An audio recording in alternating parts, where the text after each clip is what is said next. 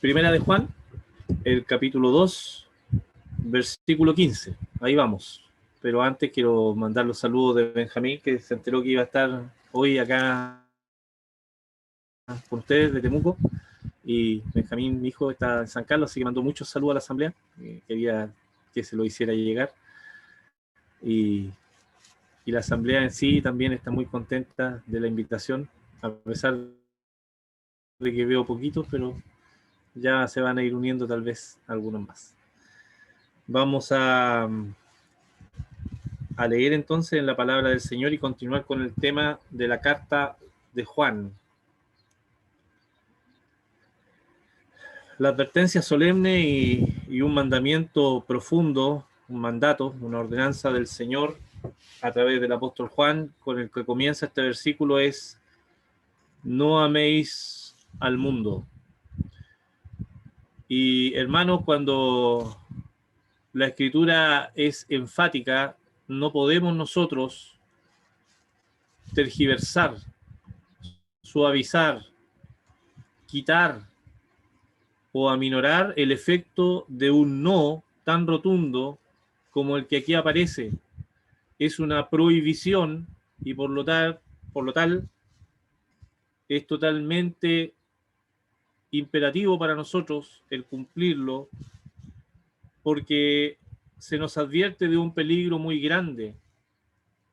Yo sé que la mayoría de mis hermanos, la mayoría son creyentes nuevos los que están aquí y no han pasado por una experiencia fuerte en cuanto a estas cosas, pero el que habla así, y créame que el peligro es tan real y es tan pernicioso el caer en estas cosas, y hay ejemplos bíblicos de hermanos que estuvieron en comunión en las iglesias, como Demas, de quien el apóstol Pablo nos enseña y habla en una de sus epístolas, diciendo que Demas me ha desamparado o abandonado, amando a este mundo. Es posible que un creyente que ha estado en comunión, como lo que hemos expresado en los capítulos anteriores de esta carta, que conozca un creyente toda la doctrina del Señor, que conozca profundamente a la persona del Señor, que ha caminado en compañía de los creyentes, que ama a sus hermanos, un creyente que sea un recién nacido, un padre o un joven, como lo ha expresado en el versículo 12 al 14,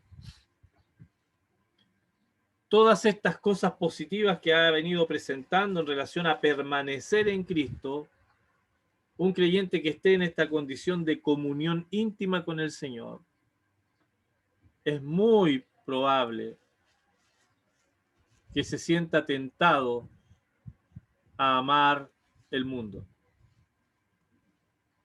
Y usted me va a decir, no, pero es que no es posible. Sí es posible. Es posible porque esta palabra mundo no tiene en las escrituras, y debo aclararlo, se ocupa de diferentes maneras. Y aquí es donde vamos a empezar a dilucidar qué es lo que el apóstol Juan quiere decir con este mandato: no améis el mundo. El mundo, en primer lugar, en las escrituras, esta palabra es cosmos, involucra la creación de Dios, el mundo. Esta tierra, este planeta, nuestro mundo se llama así, en griego cosmos. Pero hay otro uso que da la escritura para la palabra cosmos en otros pasajes que no vienen al caso, que es adorno. De ahí que nuestra palabra en español, cosméticos, es la que define todo lo que es maquillaje, cosmos. También se usa la palabra cosmos en las escrituras, mundo, en relación con el conjunto de los seres humanos que son depositarios del amor de Dios, como en Juan 3:16, porque de tal manera amó Dios al mundo. Y si uno compara con otras traducciones de la Escritura, ahí la idea es al mundo de los hombres, de los seres humanos. Nos amó. Entonces hay muchos usos de la palabra mundo en las Escrituras y uno tiene que ver el contexto en el cual está escrita este mandamiento: no améis al mundo. Y aquí, como hemos dicho, está la idea de un peligro para aquellos que, estando en comunión con Dios, estando en la salvación misma, pueden ser arrastrados o se deslizan a amar el mundo. ¿Y qué quiere decir el apóstol Juan con el mundo? Y aquí tenemos que ver que la idea de mundo no tiene nada que ver con las expresiones que yo mencioné anteriormente, sino que se refiere a un sistema, podríamos decir, demoníaco, de origen demoníaco, que predomina en el actuar de las personas que nos rodean. Tiene su origen en aquel que es el príncipe de este mundo, como lo designa el Señor Jesucristo en el Evangelio de Juan. El príncipe de este mundo es echado fuera. Y cuando él habla de el príncipe de este mundo, no solamente la idea es que él es un gobernante de este mundo, sino que es el principal, es el primer actor de este sistema llamado mundo en las Escrituras. Cuando el Señor se está despidiendo de los creyentes, también les dice que Él no tiene parte en este mundo, que Él no es de este mundo. ¿Cómo entender que el Señor no sea de este mundo si Él es el dueño de toda la creación? Es porque su origen es celestial y los reinos de este mundo solamente vendrán a ser al final del Señor y su Cristo.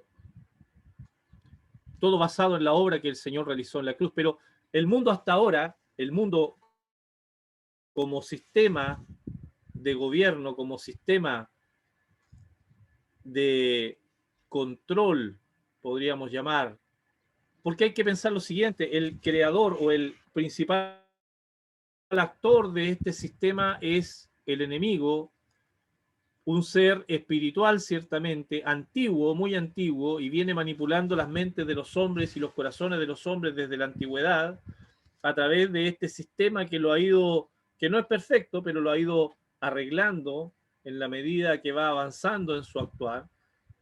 Y como él es un ser espiritual, no tiene las características de Dios, él no es omnipresente, y esto quiero que quede muy claro: el diablo o el enemigo no es omnipresente, es un ser angelical que tiene mucho poder, que es muy inteligente, es muy astuto, pero es limitado. Como él es limitado y como él es un ser muy inteligente, su limitación la ve añadida, ¿cierto? Él tiene que orquestar una serie de mecanismos económicos, religiosos, incluso políticos, para poder manipular a la humanidad a su antojo. Eso que él hace a través de manipulaciones, a través de susurros, de mentiras, de engaños, es lo que denominamos nosotros en esta carta el mundo. Y el mundo tiene como propósito, tiene como finalidad la esclavitud del hombre para llevarlo en una descendente caída a la condenación. Esta descendente caída es inevitable para aquellos que no tienen al Señor Jesucristo. Por eso la carta, antes de empezar a hablar de este tema, comienza reforzando la fe de los creyentes, reforzando la idea de la comunión con el Señor, de permanecer en Cristo, que es el término que él ocupa para hablar de la comunión.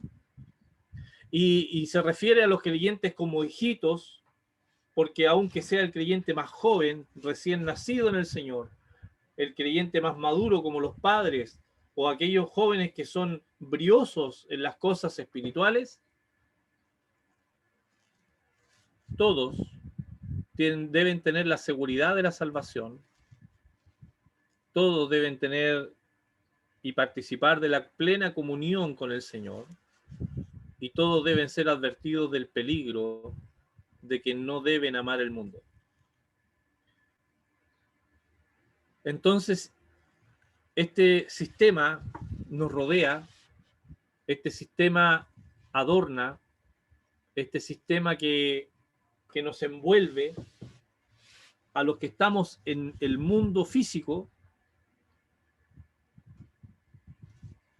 y está íntimamente ligado con las personas que no son del Señor, porque ellos participan de estas cosas en forma inconsciente.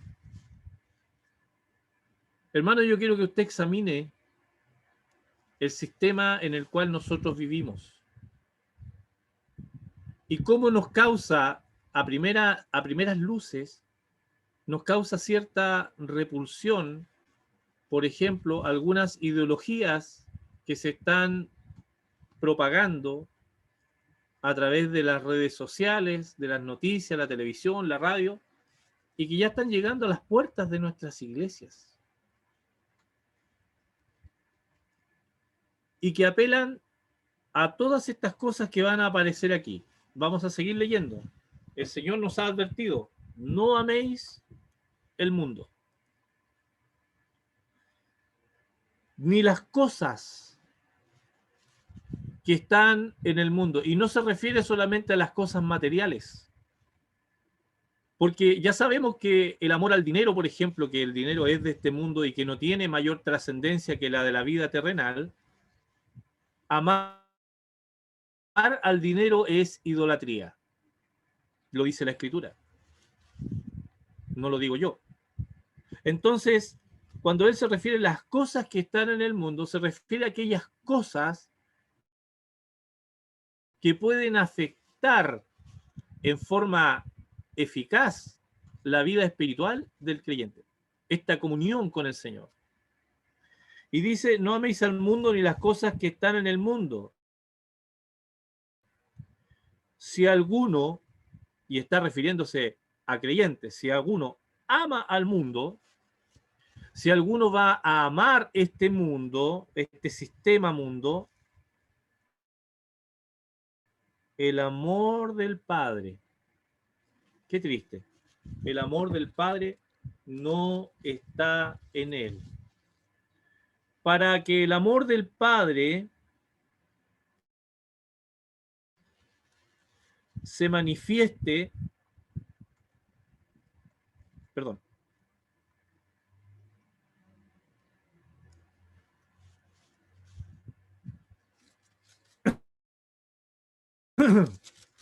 debemos tener comunión verdadera con el Padre y con su Hijo Jesucristo.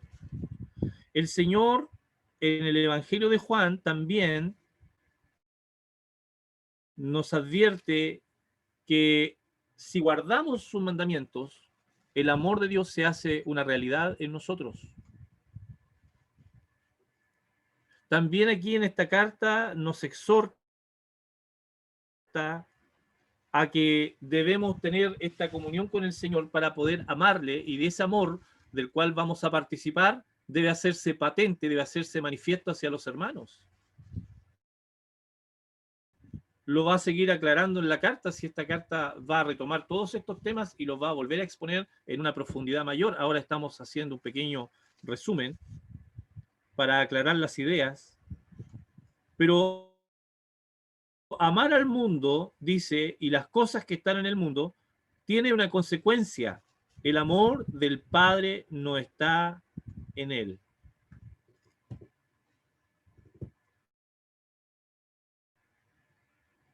El que ama al mundo, dice en otra porción de las Escrituras, se constituye en enemigo de Dios.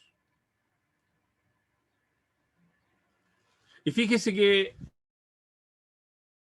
la expresión amar al mundo, cuando habla de no améis al mundo, cuando dice améis, ahí la expresión es ágape. Y nosotros sabemos que esa expresión está reservada para el amor íntimo, la comunión con el Señor, con Dios.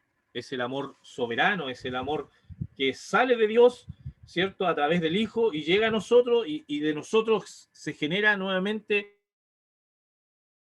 en retribución hacia la persona de Dios, nuestro Padre. Entonces, Dios es un Dios celoso.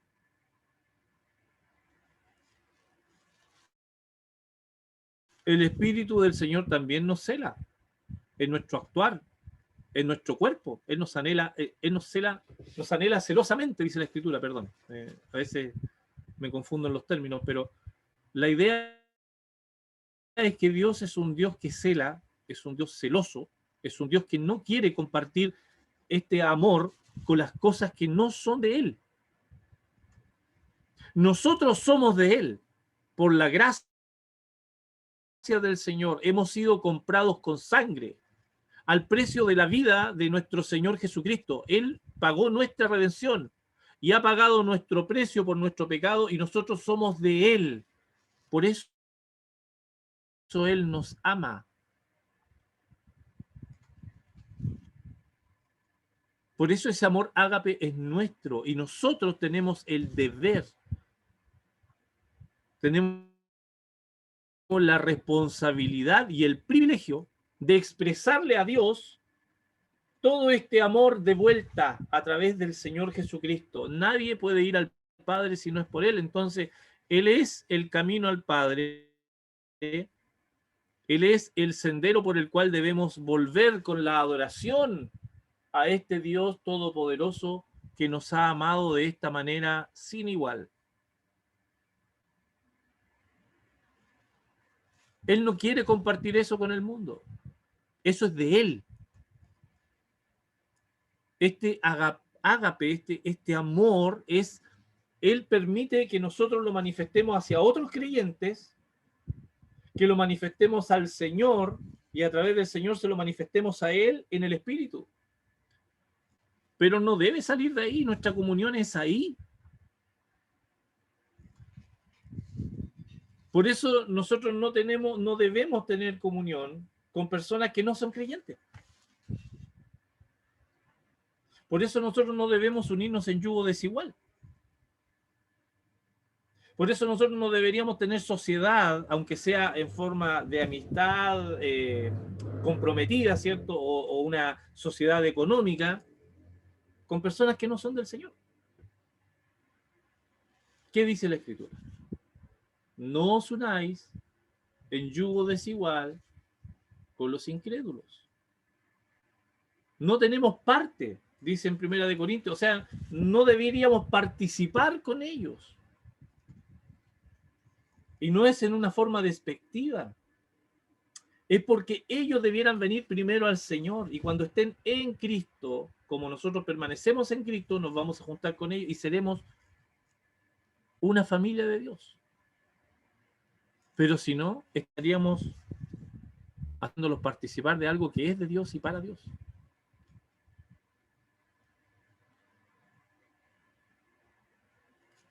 Luego en el versículo 16 dice, porque todo lo que hay en el mundo, y aquí va a especificar mucho mejor la idea de este mundo, las cosas que están en el mundo, y dice, porque todo lo que hay en el mundo está definiendo, la palabra de Dios se define a sí misma, y aquí ya uno ni siquiera necesita ir al griego, porque aquí le está diciendo lo que hay en el mundo.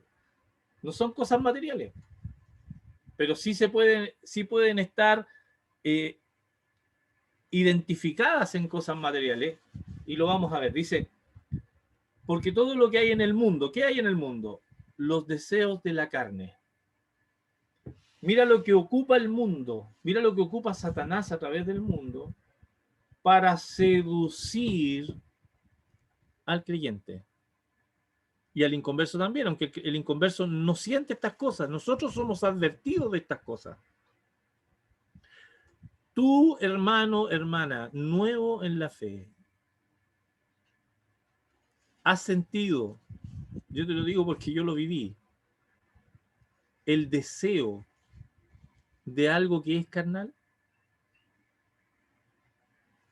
de algo que no es del Señor, del deseo de algo que no está permitido en su palabra, por ejemplo. Esa es tu responsabilidad, saber lo que Dios quiere, saber lo que es la voluntad de Dios y luego identificar lo que no es de Dios, lo que es carnal, lo que motiva a tu vieja naturaleza. Satanás ocupa la vieja naturaleza para seducirte, para tentarte, para hacerte caer. Y nuestra vieja naturaleza es tan diversa y debemos conocerla. Debemos estar atentos a sus deseos para no concederlo. La Escritura nos dice, no proveáis para los deseos de la carne. Nuestra vieja naturaleza, nuestra naturaleza pecadora, aquello que nos lleva al pecado. Nosotros sí somos salvos, pero permanece en nosotros la vieja naturaleza. Hay que leer la carta a los Romanos, el capítulo 7. Cómo sufría el apóstol Pablo, que llega a exclamar al final de su exposición, dándose cuenta de que él era un redimido, un salvado. A veces él, en su interior, codiciaba cosas. Y cuando leen la escritura, no codiciéis, él se da cuenta que es su vieja naturaleza, que está a él pegado como un cuerpo cadavérico, destinado a morir. Y él dice, ¿quién me librará de este cuerpo de muerte? Y termina el capítulo diciendo, pero más doy gracias a el Señor Jesucristo, porque Él puede librar de ese cuerpo de muerte. Él puede proveernos del poder para batallar contra la carne, que es un enemigo muy poderoso en nosotros, y eliminar estos deseos carnales. Hay algunos que son muy notorios. Por ejemplo, los vicios son muy notorios. Hay otros que no se notan, como por ejemplo la codicia, algo que nace en el corazón del hombre. Y a veces queda ahí nomás, pero Dios conoce tu corazón, Dios sabe tu intención, Dios sabe los deseos de tu corazón, Él lo sabe todo. Y mira, el mundo ocupa los deseos de la carne. Eso te ofrece. Tú me dirás, pero ¿cómo hace? ¿Ya? Un estudio, que no recuerdo si fue estadounidense, revelaba que el 85% de la propaganda comercial ocupa figuras femeninas de una manera decente para atraer público, especialmente las bebidas alcohólicas.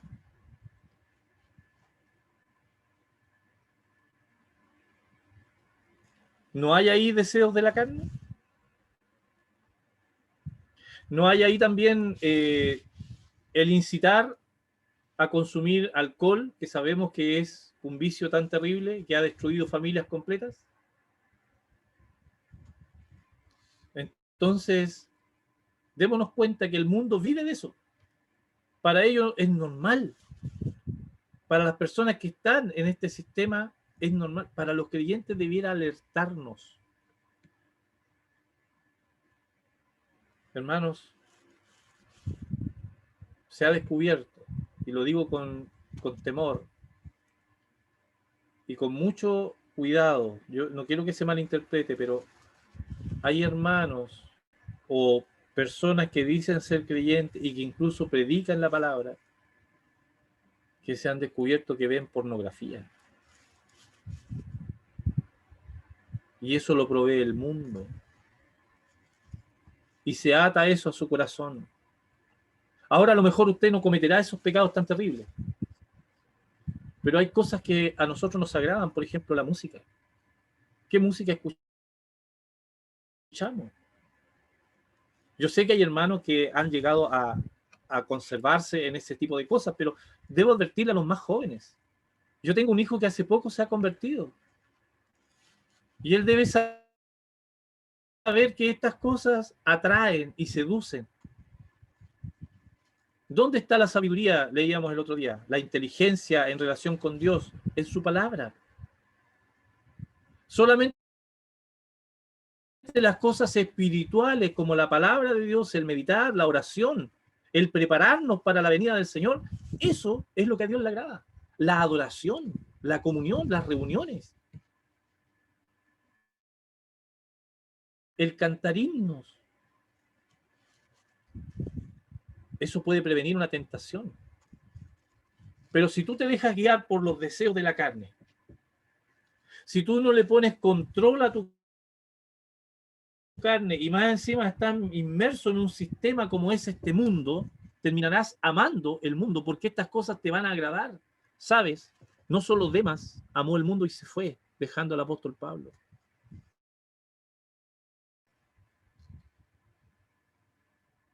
Yo he conocido a varios, que no voy a mencionar, pero tristemente he conocido a varios, que sabiendo la verdad, que habiendo participado de la comunión, incluso teniendo un servicio para el Señor, se han alejado, amando el mundo. Entonces hay advertencias prácticas que los jóvenes deben escuchar, como por ejemplo no poner en primer lugar las cosas del mundo, porque donde esté vuestro tesoro, allí estará también vuestro corazón, dice el Señor. Poner la mira en las cosas de arriba, y haceos tesoros en los cielos, donde ladrones no minan ni hurtan. Son palabras de nuestro Señor Jesucristo. ¿Quién sabía mejor por decirlo en buen chileno, la cochinada más grande que es este mundo? Con sus deseos carnales ahí, entregándotelos todo el día tú estás en el trabajo y escuchas, y viene un compañero y pone esa música, y tú estás escuchando, y identificas la letra, y cuántas veces nuestros ojos, como dice después, los deseos de los ojos, cuántas veces no se desvía nuestra mirada. La Escritura nos exhorta acerca de los ojos, puestos los ojos en Jesús, el autor y consumador de la fe. Poner la mira en las cosas de arriba, lo acabo de decir. Nosotros debemos ambicionar el cielo, buscar del Señor, y el mundo te ofrece los deseos de los ojos. Y a veces pasamos más tiempo mirando redes sociales. No digo que sean malas, pero ¿cuánto tiempo ocupamos en eso? La televisión, antiguamente, ¿cuánto tiempo ocupaba yo viendo televisión, siendo joven? Veía películas completas, 2, 3 en la tarde, a veces de ocio ahí tirado en la cama. Después de creyente, después de haberme convertido al Señor, debo reconocer que me seguía gustando, porque lo traía como un hábito. Y esas cosas uno tiene que desecharlas. Tiene que de a poco irlas dejando de lado. Yo no digo que no vea películas, pero a veces es mejor pasar tiempo con el Señor a solas, conversarle a un hijo, a una esposa, discutir la palabra de Dios para edificación.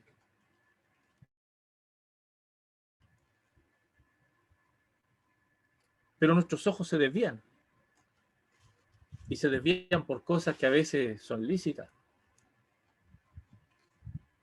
Recordemos las palabras del apóstol Pablo. Todo me es lícito, pero no todo conviene. Todo me es lícito, pero no me dejaré dominar de ninguna de esas cosas. Estoy parafraseando, pero esa es la idea. Job, se me vino a la mente, Job dice en un verso, ¿cómo habría yo de mirar a la doncella? Hice pacto con mis ojos. O sea, él pudo refrenar su mirada, pudo controlarse, pudo hacer uso de algo que nosotros no muchas veces escuchamos desde las plataformas. Dominio propio. Eso nos falta. Eso debemos hacer crecer.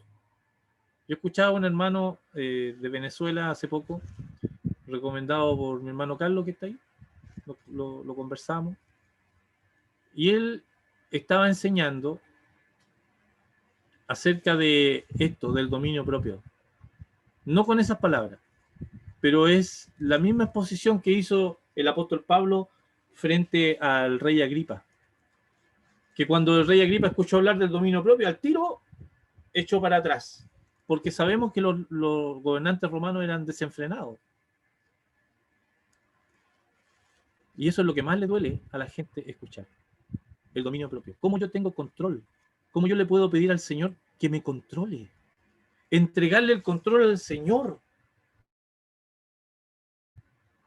de mi vida, incluso de mi mirada. ¿Es que acaso una mirada es pecado? Yo siempre me acuerdo de esas palabras de mi abuelo que decían, mirar no hay pecado. Hasta que leí yo en el Evangelio de Mateo, en el Sermón del Monte, cuando dice, oíste que fue dicho a los antiguos, el que codiciara a la mujer de su prójimo comete adulterio. Pero yo os digo que el que mirare a una mujer para codiciarla, ya adulteró con ella en su corazón. Los deseos de los ojos. Es muy difícil controlarlo, hermano. Pero es nuestra responsabilidad hacerlo. Fíjese las cosas que componen el mundo, los deseos de la carne, lo que está dentro de nosotros, la vieja naturaleza, los deseos de los ojos, lo que expresamos, lo que vemos, lo que nos atrae, la mirada y la vanagloria de la vida. Esta palabra es un poco difícil de entender, la vanagloria de la vida, este deseo del ser humano de brillar a toda costa, de mantenerse, que todos me miren, aquí estoy yo, de ser el centro de atención, el ego, ¿cierto? Que se exalta y empieza el yo, ¿cierto? A recibir la atención de todos los demás. La vanagloria de la vida. El mundo te la ofrece. Hay suficiente en todo Internet, ¿cierto? Cuando uno empieza... A mí me causa un poco de pena ver de repente, lo voy a decir con cuidado, expresiones, estados de WhatsApp, Facebook y otras redes sociales que uno de repente la ojea, porque también le gusta conversar con las personas acerca del Señor que están ahí en las redes sociales, amigos, familiares, y uno ve que ellos suben pensamientos, reflexiones, y algunos de ellos se dicen creyentes. Para que el resto piense que son de ellos, o qué bonito lo que él escribió, o lo que subió, ¿cierto? Y resulta que estas expresiones, cuando se llevan a la meditación y cuando se contrastan con la palabra del Señor, llegan a ser aberrantes.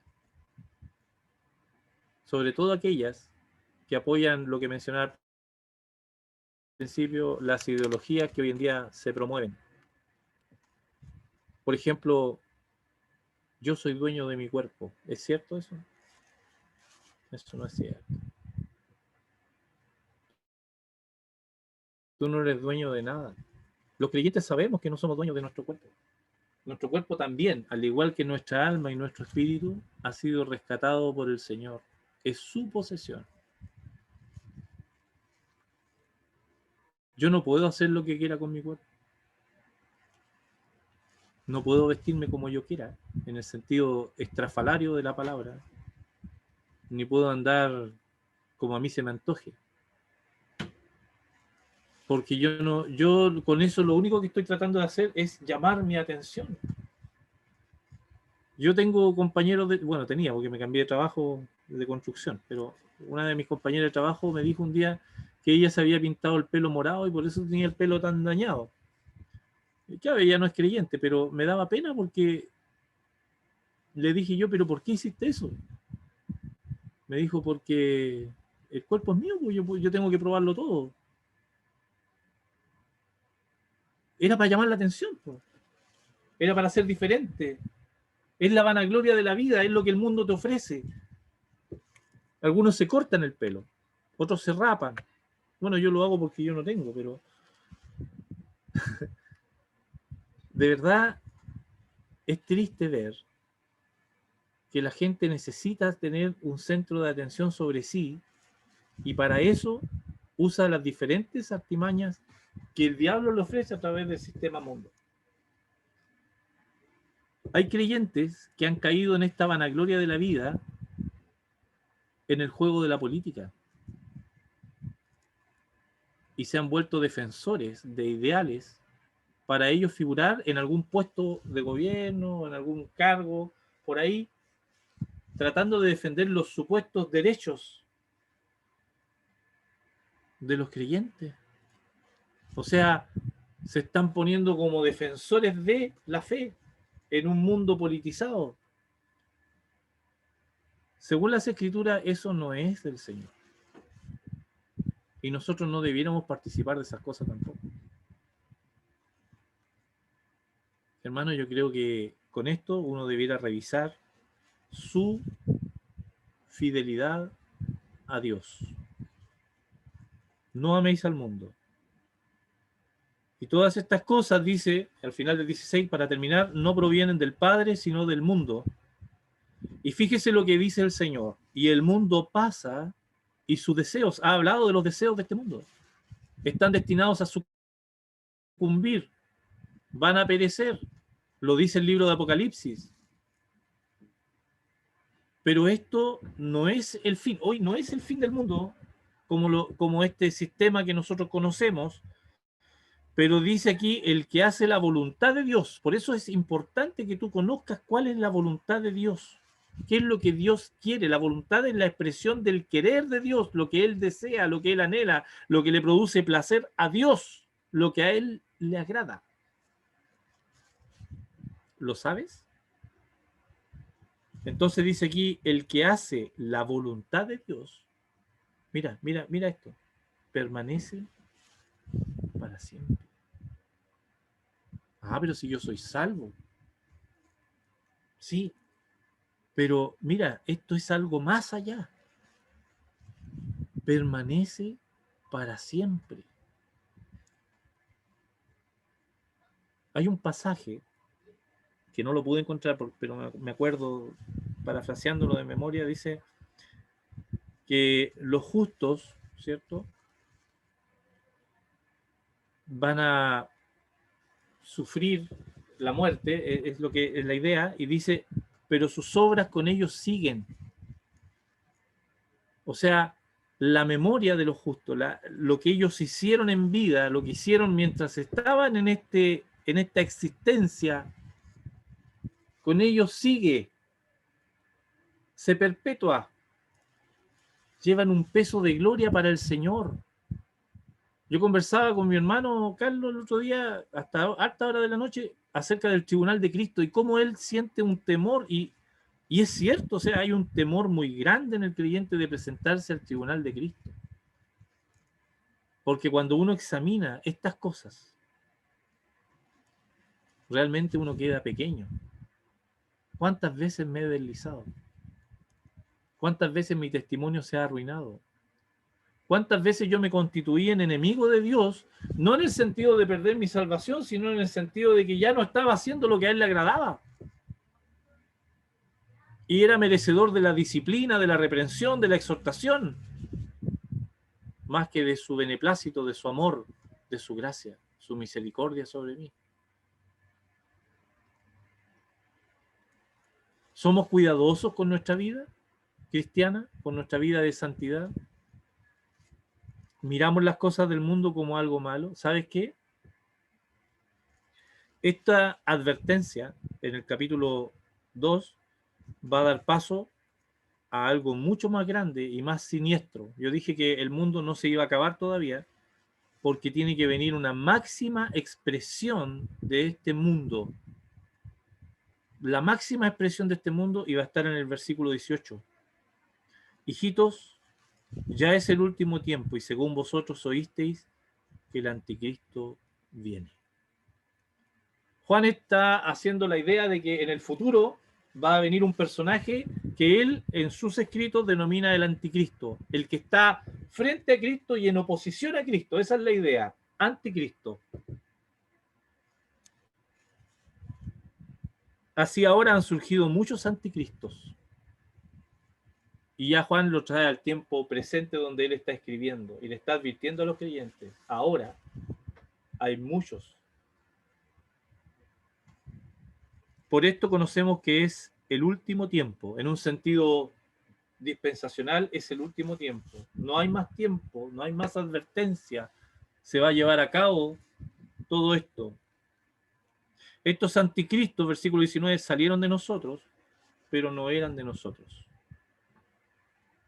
Y los va a empezar a describir y va a empezar a dar características de ellos. Pero eso lo vamos a dejar para otra reunión porque ya me pasé mucho. Y si el Señor lo permite, no me voy a comprometer a la próxima reunión, pero lo podemos seguir viendo más adelante, hermano Fernando. ¿Ya? La advertencia es solemne.